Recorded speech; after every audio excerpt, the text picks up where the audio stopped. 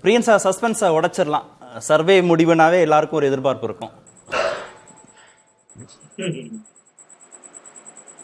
அதாவது செந்தில்வேல் அவர்கள் பேசும்போது ஒரு விஷயம் சொன்னாங்க. அதாவது விஜய் ரசிகர்களுக்கெல்லாம் அந்த பழைய வரலாறுலாம் தெரியாது, சமூக நீதி வரலாறு தெரியாது, பெண்கள் எவ்வளோ அடிமையாக இருந்தாங்க, அவர்களை அந்த அடிமைத்தனத்தை போக்குறதுக்கு பெரியார் எடுத்த அந்த ஸ்டெப்ஸ்லாம் என்னன்னு தெரியாது, திராவிட இயக்கம் என்ன பண்ணதுன்னு தெரியாது, ஒரு திரைக்கவர்ச்சியை வச்சுட்டு தான் ஓட்டு போடுவாங்க அப்படின்னாங்க. அது ஓரளவுக்கு உண்மையாக கூட இருக்கலாம், நான் அதை மறுக்கல. விஜய் அவர் கொள்கையை அறிவிச்சிருக்கார். அந்த கொள்கையில எவ்வளவு தூரம் அந்த ரசிகர்களுக்கு ஈடுபாடு இருக்குன்னு நமக்கு தெரியாது. ஆனால் அவர்கள் ஓட்டு போடுவார்கள் என்று எதிர்பார்க்கப்படுகிறது. போடுவார்கள் பொறுத்து இருந்து பார்க்கணும். ஆனால் நான் என்ன பார்க்கிறேன்னா, இன்னைக்கு மகளிர் உரிமை தொகை வாங்குறவங்களுடைய வயசு பாத்தீங்கன்னா பெண்களோட வயசு 45 வயசுக்கு மேலதான் இருக்கு. ஆக்சுவலா 45 வயசுக்கு மேல இருக்கிற பெண்கள் தான் பெரும்பாலும் உரிமை தொகை வாங்குறாங்க. அவர்களுக்கு எப்படி ஒரு 15, 18, 20 வயசுக்குள்ள ஒரு பெண்ணோ அல்லது ஒரு இளைஞனோ கண்டிப்பா அவங்க வீட்டுல இருப்பாங்க. அந்த இளைஞன், அந்த விஜய் ரசிகன், அவரோ அந்த பெண்ணோ, அந்த இளம் பெண்ணோ அவங்க என்ன சொல்றாங்கன்னா, இந்த ஒரு வாட்டி எங்க வீட்டுல இருக்கிற எங்க அப்பா அம்மா பெரியவங்க எல்லாம் விஜய்க்கு ஓட்டு போட சொல்லி நாங்க பிரஸ் பண்றோம் அவங்கள.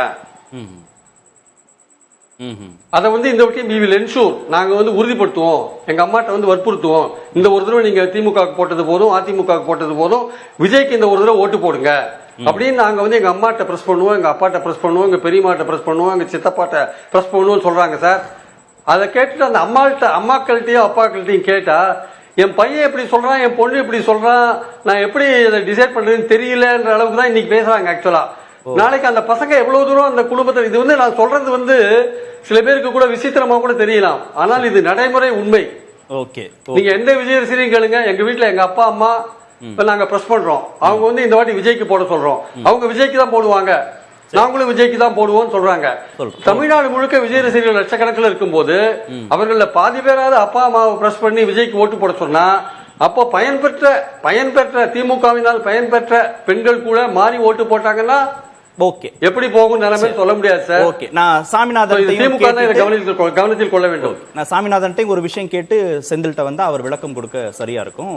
திரு சாமிநாதன், வெறும் திரைக்கவர்ச்சி தான், நல்லா நடிப்பார், நல்லா டான்ஸ் ஆடுவார், அரசியல் மயப்படுத்தப்பட்ட பெண்கள் தாவேகாவுக்கு வாக்களிக்க மாட்டார்கள், திமுக அதிமுகன்னு ஆண்ட கட்சி ஆளக்கூடிய கட்சிக்கு தான் திட்டங்கள் அடிப்படையில் வாக்களிப்பார்கள்னு ஒரு இன்டர்பிரேஷன் இங்க கொடுக்கப்பட்டதுல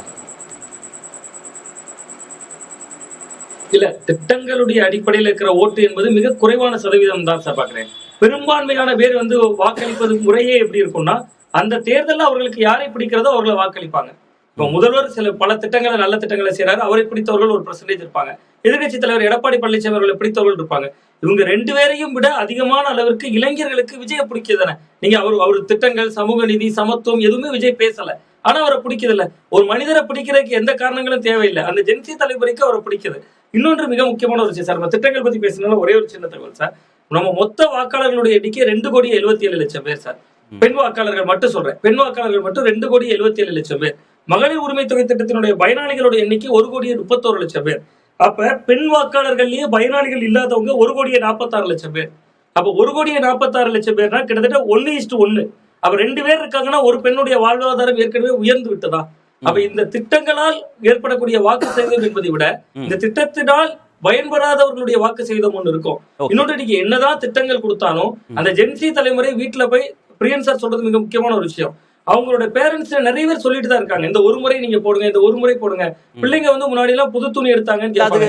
அளவுகோல் தான் கேட்கிறேன், அளவுகோல் கேட்கிறேன். உள்ளாட்சியில போட்டியிடுவதற்கு 33% இடஒதுக்கீடுன்னு திமுக கொடுக்குது, 50% திரும்ப ஜெயலலிதா உயர்த்துறாங்க. எந்த கட்சியும் தமிழ்நாட்டில் செய்யாத மாதிரி 50% தேர்தலில் போட்டியிடுவதற்கு திரு சீமான் வாய்ப்பு கொடுக்கிறாரு. நான் வேற எதுலையும் திரு சீமான் இதில் ஒப்பீடு பண்ண முடியும், அவர் பொறுப்புல இல்லை, ஆட்சி பொறுப்புல இல்லைங்கிறதுனால இந்த ஒரு ஒப்பீடு எடுத்துக்கிறேன். என்ன செய்ய போறார் விஜய்? இதெல்லாம் இல்ல, புதுசா என்ன நான் செய்ய போறேன், பெண்களுக்கு என்ன செய்ய போறேன்ற டெஃபினேஷன் அடிப்படையில், அந்த புரிதல் அடிப்படையில் பொலிட்டிசைஸ் ஆகி அவருக்கு வாக்களிக்கிறாங்களான்னு கேட்கிறேன். பிடிச்சிருக்கு அதனால ஓட்டு போறேன், அவ்வளவுதானா? இல்ல, நிச்சயம் ஆமா, நிச்சயமா இல்ல. நிச்சயமா அவங்க ஒரு அரசியல் மயமாக்கப்பட்ட ஓட்டு வங்கி இல்ல விஜய் அவர்கள்ட்ட. அவர் அதான் சத்திய சக்தி திமுக அவர் பேசுறாரு.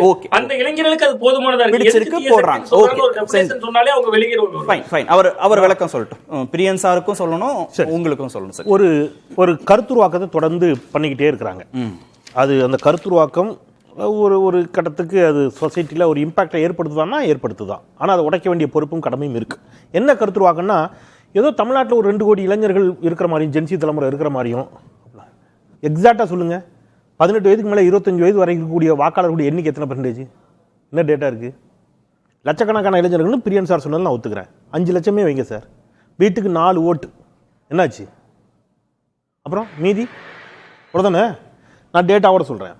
18 வயதுலேருந்து 24 வயது வரைக்கும் இருக்கக்கூடிய ஆண் வாக்காளர்கள் 5.6 விழுக்காடு, பெண் வாக்காளர்கள் 4.8 விழுக்காடு சார், மொத்தமே 10.4 விழுக்காடு. சரிங்களா? 25 to 34 23 விழுக்காடு. இந்த 35க்கு மேலே இருக்குல்ல, அவங்க தான் மீதி எல்லாமே. 35க்கு மேலே 44 வரைக்கும் 22.8 விழுக்காடு, 44லேருந்து 54 20.1 விழுக்காடு, 55 to 64 12.5 விழுக்காடு, 65+ 11.2 விழுக்காடு. சரிங்களா? இப்போ இவங்க ஓட்டெல்லாம் யாருக்கு போகும்? இல்ல, இது எப்படி புரிஞ்சுக்கணும்னா, திட்டங்களால் பயன்பெறாத, திட்டங்கள் பத்தி எதுவுமே தெரியாத ஒரு பெண்கள் அவங்க வீட்டுல திட்டங்களால் பயன்பெற்ற பெண்களையும் இல்ல ஆண்களையும் சேர்த்து விஜய்க்காக கன்வின்ஸ் பண்றாங்கன்னு ஒரு இப்படி வரேன். நான் ஒன்று வரேன். திட்டங்களால் பலன் பெற்றவர்கள் திட்டங்களால் பலன் பெறாதவர்களை ஈஸியா கன்வின்ஸ் பண்ண முடியுமா?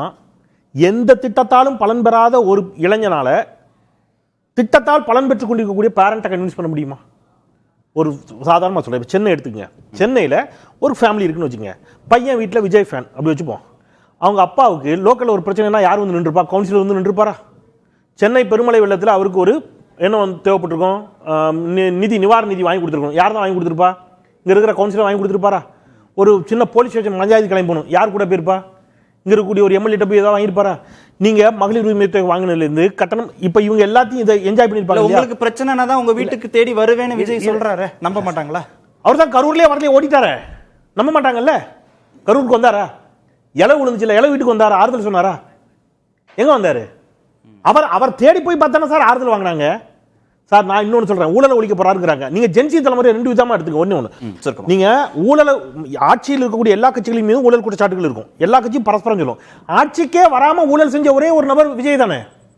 சொந்த கட்சி சார், பிளாக்ல டிக்கெட் வித்து பார்த்துருக்கோம் சார், பிளாக்ல சினிமா டிக்கெட் வித்து பார்த்துருக்கோம். அந்த எக்ஸ்பீரியன்ஸா என்னன்னு தெரியல. பிளாக்ல சொந்த கட்சி பதவிகளை விற்கிறார்ல. எல்லா கட்சியிலும் இந்த மாதிரியான எந்த கட்சியில இருக்கு? யார் சொல்லிங்க இதுவரைக்கும் பணத்தை வாங்கிட்டு எனக்கு பொறுப்பு போட்டாங்கன்னு சொல்லி போராட்டம் பண்ணி பனையூர்ல போராட்டம்? இந்த சார் நீங்க தான் புதிய செய்தி போட்டீங்க. இந்த ஒரு மாசத்துல 4 கட்சிகள் மீதான விமர்சனம், தனிநபர் விமர்சனம். அது சார் தனிநபர் சார், இது என்ன ரொம்ப பூச்சி. நான் சார் விஜயோட தனிப்பட்ட வாழ்க்கையை பத்தி பேசல. விஜய்ங்கிற அரசியல் தலைவர் அவருடைய கட்சியில பொறுப்புகளை பணத்திற்கு விற்று கொண்டிருக்கிறார். சொன்னது யாரு? விஜய் செய்யறாருன்னு யாராவது குற்றச்சாட்டு? தலைமைன்னு சொன்னாங்க. தலைமைனா யாரு சார்? நான் இப்ப வீடியோ எடுத்து காட்டுவேன். தலைமைனா யாரு சார்? அப்ப நீங்க சொல்லுங்க. இல்ல ப்ளீஸ், தலைமைனா யாரு சார்? தாவேகா தலைமை யாரு? தலைமைக்கு கேட்டா தலைமைக்கு தான் அந்த காசுன்னு சொல்றாங்கங்கறாங்க. ஒரு பெண்மணி போய் காரை மறிச்சாங்கல்ல, அந்த காரை நிப்பாட்டாம மேலே ஏத்தி போனார்ல, அந்த பெண்மணி இப்ப சூசைட் அட்டெண்ட் பண்ணி ஹாஸ்பிடல்ல இருக்காங்கல்ல. உங்களுக்கு பிரச்சனைனா ஓடோடி ஒரு வேணும் விஜய் சொன்னதை கேட்டு நம்பி வாக்களிக்கக்கூடிய ஜென்சி தலைமுறை, சொந்த கட்சியை சேர்ந்த நிர்வாகி, இவ்வளவு நாள் வேலை பார்த்த நிர்வாகி தற்கொலை பண்ணிட்டு சாகிறதுக்கு கிடக்குறாங்க. இவர் மலேசியா கிளம்பி போயிட்டார், அவங்களை என்னன்னு கூட பார்க்கல, காரை மேலே ஏத்த பார்த்தாருங்கிறதையும் டிவியில பாப்பாங்களா இல்லையா? பேசும்.